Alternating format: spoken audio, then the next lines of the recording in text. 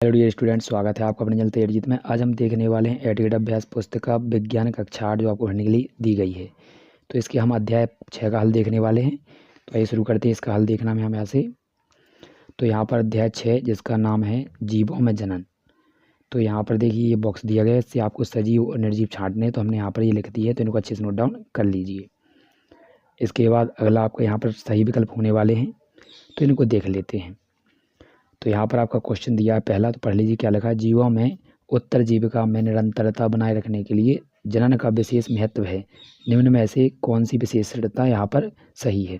तो इसका आप करेंगे ऑप्शन नंबर सी, केवल कथन 3। ठीक है। इसके बाद अगला क्वेश्चन है आपका सेकंड वाला, जरायुज जंतुओं के सही समूह को पहचानना है। तो जरायुज किसे कहते हैं? वे जंतु जो बच्चों को जन्म देते हैं। तो इसका सही हो जाएगा ऑप्शन नंबर पहला। तो तीसरा क्वेश्चन है, मछली और मेढक एक साथ सैकड़ों अंडे देते हैं क्योंकि? तो इसका आप आंसर लगाएंगे सही यहाँ पर ऑप्शन नंबर डी। इसके बाद अगला क्वेश्चन देखेंगे चौथा। तो यहाँ लिखा, बूझों ने एक पोखर में कुछ अंडे देखे जो कवच से ढके नहीं थे। वह बहुत कोमल जेली की एक परत के साथ थे। ये अंडे किस जानवर के थे? तो इसका सही लगा लेंगे ऑप्शन नंबर बी, मेढक। अगला क्वेश्चन है आपका पाँचवा, परख नली शिशु का विकास कहाँ होता है? तो इसका सही लगाएंगे ऑप्शन नंबर सी, मादा के शरीर में। इसके बाद अगला क्वेश्चन है आपका रिक्त स्थान की पूर्ति कीजिए। तो देखिए यहाँ पर दिया गया है, नीचे दिए गए शब्दों को आपको यहाँ से छांट कर इनमें भरना है। तो देखिए हम भरते हैं क्या क्या भरना है किसमें। तो यहाँ पर अच्छे से देखते जाइए। तो यहाँ पर लिखा है, इस प्रकार का जनन जिसमें नर तथा मादा युग्मक का संलयन होता है जनन कहलाता है। तो इसका आप भरेंगे लैंगिक। द्विविखंडन द्वारा जनन होता है। तो इसका आपका हो जाएगा अमीबा। वे जंतु जो सीधे ही शिशु को जन्म देते हैं वो क्या कहलाते हैं? तो जरायुज। युग्मकों का संलयन की प्रक्रिया क्या कहलाती है? तो निषेचन। बाह्य निषेचन में होता है। तो इसका भरेंगे आप मेढक।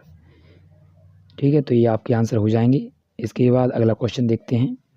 अगला क्वेश्चन हमारा दिया गया है तीसरा, भ्रूण का निरंतर विकास कहाँ होता है? तो इसका आप आंसर भरेंगे, भ्रूण का निरंतर विकास गर्भाशय में होता है। इसके बाद अगला क्वेश्चन है चौथा। तो चौथा आपका क्वेश्चन दिया गया, इसका आंसर देखते हैं हम। क्वेश्चन आप किताब से पढ़ लीजिएगा, हम आंसर पढ़ते चलेंगे केवल। तो चमगादड़ जरायुज है तथा मधुमक्खी तथा मकड़ी अंडज अंडा प्रजक जीव है। इसके बाद पाँचवा क्वेश्चन है, तो इसका आंसर पढ़ेंगे हम, क्योंकि अंडों के चारों ओर एक पतली जिलेटिन की परत होती है जो उन्हें सुरक्षा प्रदान करती है। नेक्स्ट क्वेश्चन है छठवां। तो ये आंसर देखेंगे हम छठवें का, किसी जीव द्वारा अपने जैसा नया जीव पैदा करने की प्रक्रिया जनन कहलाती है या जनन कहते हैं। जीवों में जनन की दो विधियां होती हैं, लैंगिक और अलैंगिक। इसके बाद सातवां है आपका, तो इसका लिखेंगे, यह विधि अलैंगिक जनन है जिसमें इसमें जीव विभाजित होकर दो संतति को जन्म देता है या उत्पन्न करता है।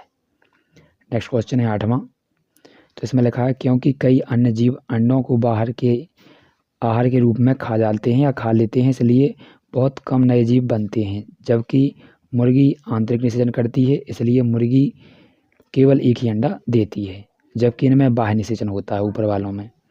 इसके बाद नौवां क्वेश्चन है, तो ये आपका दिया है, तो इसका लिखेंगे, जीवों की प्रजातियां खत्म हो जाएंगी, पौधे तथा जंतु जानवर विलुप्त हो जाएंगे, पर्यावरण का संतुलन बिगड़ जाएगा। नेक्स्ट क्वेश्चन है, लिखते चलिए अच्छे से। तो अगला क्वेश्चन है 10वां। तो आपको यहाँ पर लिखना है अंतर लैंगिक जनन और अलैंगिक जनन में। तो यहाँ लिखेंगे, इसमें दो जनक भाग लेते हैं, इसमें एक जनक भाग लेता है, इसमें निषेचन होता है, इसमें निषेचन नहीं होता है। इसमें आपको लिखना है मनुष्य, गाय, जितने भी जानवर हैं वो आते हैं। इसमें आपका आ जाएगा कवक, प्लेनेरिया, अमीबा। ठीक है, तो ये इसमें आ जाएंगे आपके। हाइड्रा भी इसी में आएगा आपका अलैंगिक जनन में।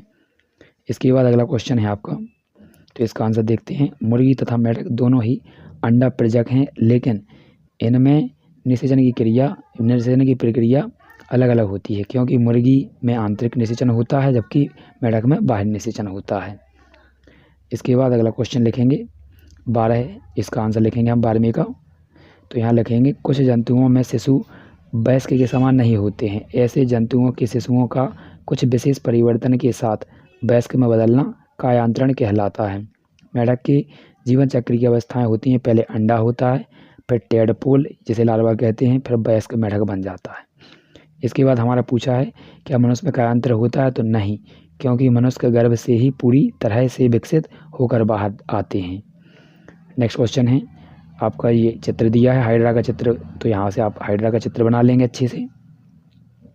इसके बाद इसकी परिभाषा लिखेंगे हाइड्रा की, तो यहाँ से लिखेंगे ऐसा जनन जिनमें जनक में एक या अधिक ओभार विकसित होकर नए जीव को जन्म देते हैं, मुकुलन कहलाता है। इसके बाद अगला है आपका, तो यहाँ पर अमीबा में क्या होता है, द्विविखंडन, तो ये अमीबा का चित्र बना लीजिएगा। इसके बाद हम इसकी परिभाषा लिखेंगे, तो यहाँ से हो जाएगी आपकी ऐसा जनन जिसमें जीव विभाजित होकर दो संतति उत्पन्न करता है, द्विविखंडन कहलाता है। नेक्स्ट क्वेश्चन है 14, तो यहाँ पर इसका आंसर देख लेते हैं। शुक्राणु और अंडाणु के संलयन की प्रक्रिया को निषेचन कहते हैं।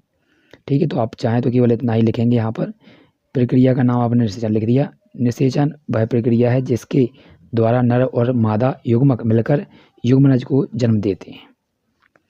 इसके बाद अगला क्वेश्चन है आपका युग्मनज और गर्भाशय में अंतर, तो ये आपका ये दिया है। युग्मनज अंडाशय और शुक्राणु के संलयन से बनता है, जबकि गर्भाशय यानी गर्भ युग्मनज के अनेक बार विभाजन से बनता है। युग्मनज एक कोशिकीय होता है, जबकि गर्भ अनेक कोशिकाओं से मिलकर बना होता है।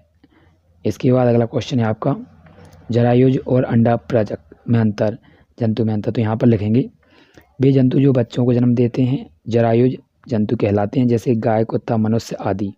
इसके बाद वे जंतु जो अंडे देते हैं अंडा प्रजक जंतु कहलाते हैं, जैसे मुर्गी, छिपकली, तितली आदि। आशा करते हैं आपको आंसर अच्छे लगे होंगे, तो मिलते हैं अगले वीडियो में।